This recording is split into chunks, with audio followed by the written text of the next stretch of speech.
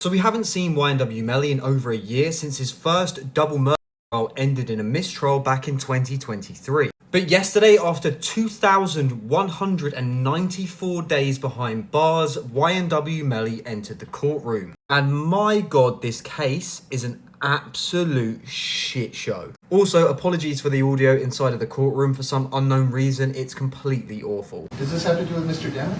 It does, John. Okay, so can you give them a copy of the search warrant? No, because it's a pending investigation that's still ongoing. How does Mr. Demon make a decision about whether he wants to waive any potential conflict or not without having that information?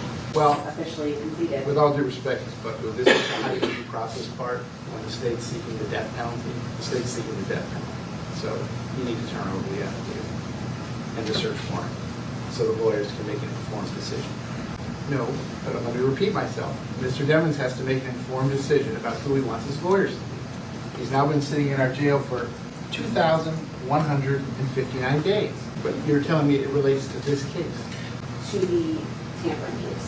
So why would this be different than any other search warrant in any other criminal case? The defense counsel would be entitled to it, a copy of the search warrant, and give it to opposing counsel. I'll have to speak with my office and if you can have a week to figure this out. They've had since December of '23. They didn't even have the courtesy to inform us of a pending investigation. We had to learn this from Apple.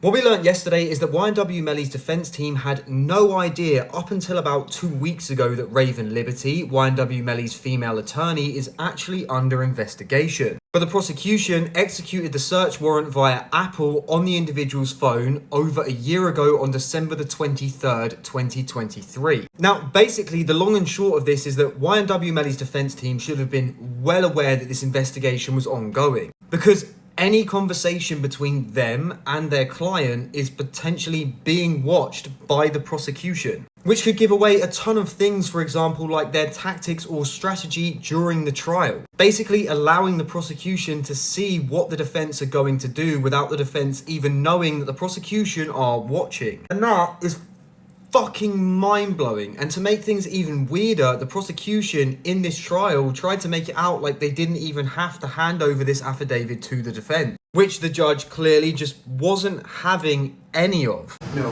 but let me repeat myself.